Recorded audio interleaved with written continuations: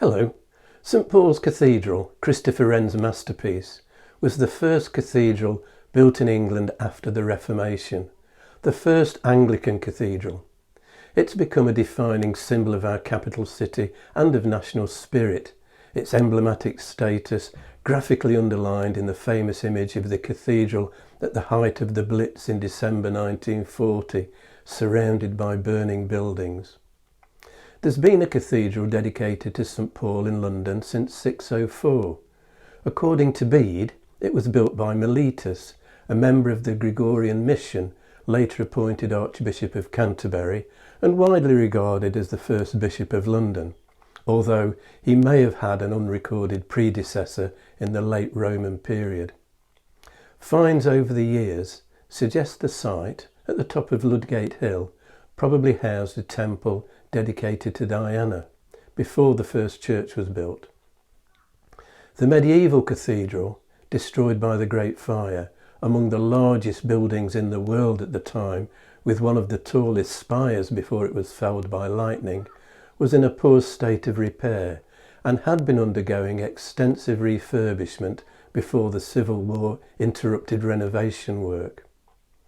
Christopher Wren's radical plan for the restoration of Old St Paul's, proposing a dome instead of a tower or spire over the crossing, had been accepted in principle before the fire intervened.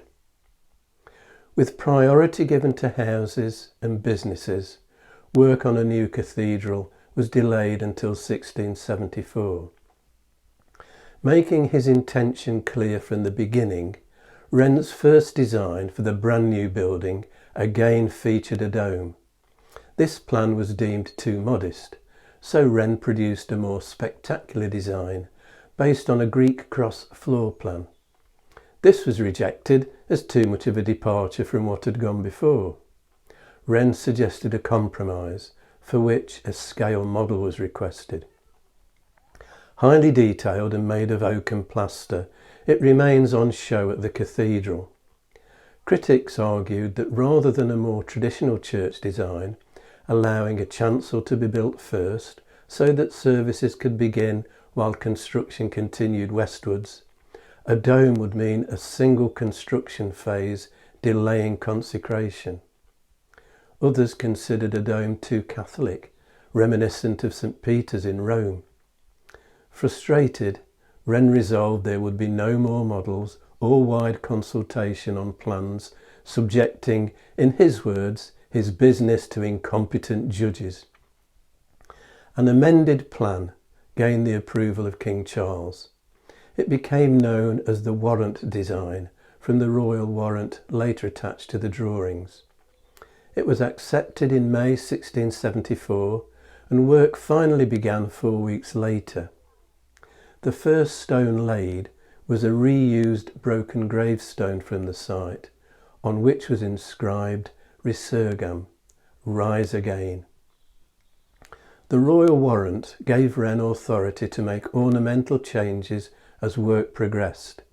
He took full advantage of the king's trust, and the final result is significantly different from the original plan. Some changes were aesthetic, others necessitated by unanticipated problems arising during construction.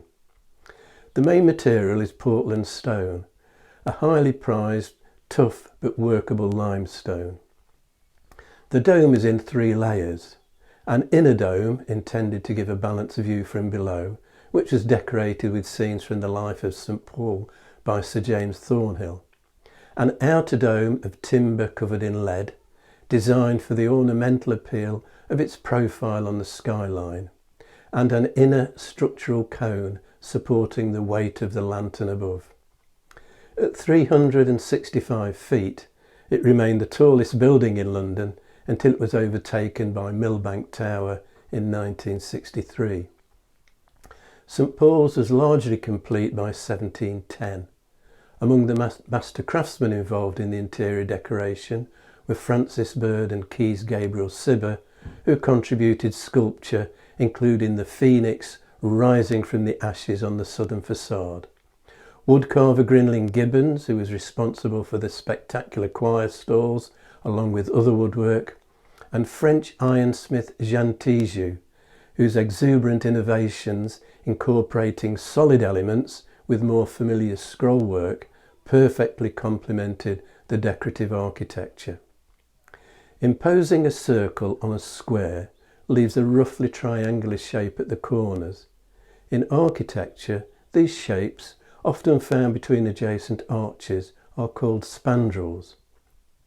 Fitting a circular dome onto a square or rectangular base requires triangular concave spandrels, constructional devices known as pendentives. The technique was new to Britain, but Wren had practiced with a kind of trial run. And that will be my topic next time. If you've enjoyed this video, hit the like and subscribe buttons and click on the notification bell to be informed when the next video is available. Or you can subscribe by clicking on the rose window over my shoulder.